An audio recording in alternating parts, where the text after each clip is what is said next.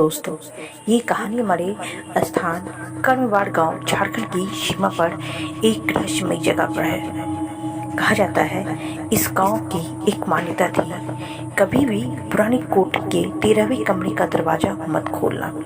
गांव में रहने वाली एक 22 साल की एक लड़की अंशिका को इन सब बातों पर विश्वास नहीं था। वो शहर में पढ़ी लिखी थी, हॉरर कहानियों पर हंसती थी, लेकिन एक दिन गांव लौटने पर उसे विरासत में वही कोठी मिली। बहुत बड़ी थी, करीब 20 कमरे, लंबा गलियारा, बगीचा और एक पुराना कुआं। पर एक कोना हमेशा बंद रहता था। दरवाजे पर लोहे की जंजीरें थी और उस पर लाल सिंदूर से लिखा था 13वां।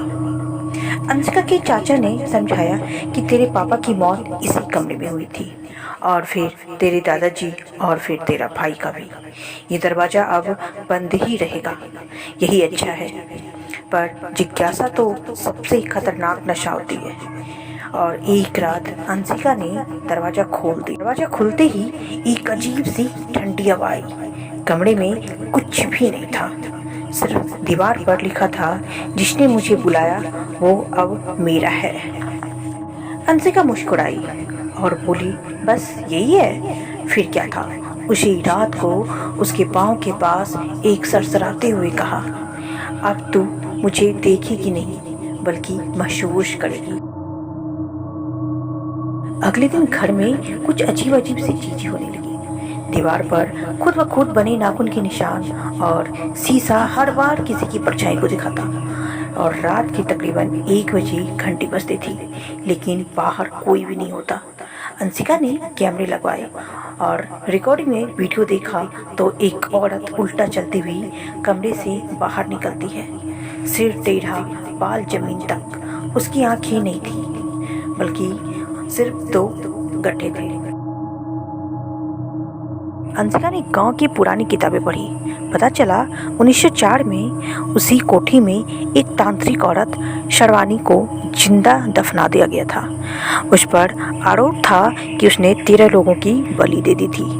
उसका कमरा था 13वां, और तब से जो भी दरवाजे को खोलता उसकी आत्मा शर्वानी की ही हो जाती।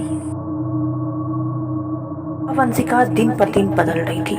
उसकी आंखें सूनी थी, चेहरा पीला और आवाज बदल गई थी। एक रात उसकी सहेली रागिनी उससे मिलने आई। दरवाजा खुला था, पर अंदर से अंशिका ने कहा, रागिनी तू भी अंदर आ जा, बहुत अच्छा लगेगा।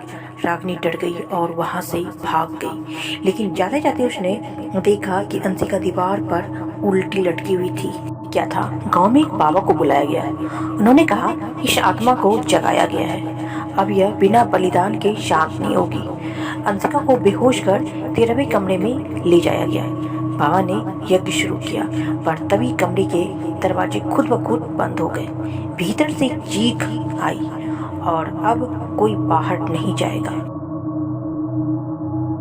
आज भी उस गांव के बच्चे 13 गिनते गिनते रुक जाते हैं। कोठी अब भी खड़ी है, और कभी कभी शाम को एक लड़की गुनगुनाते हुए दिखती है, तेरा नाम अब भी मेरी लिस्ट में है। सो हे डियर, आपको ये कहानी कैसी लगी? प्लीज़ हमें कमेंट में बताएं, और वीडियो को लाइक और सब्सक्राइब करना ना भूलें।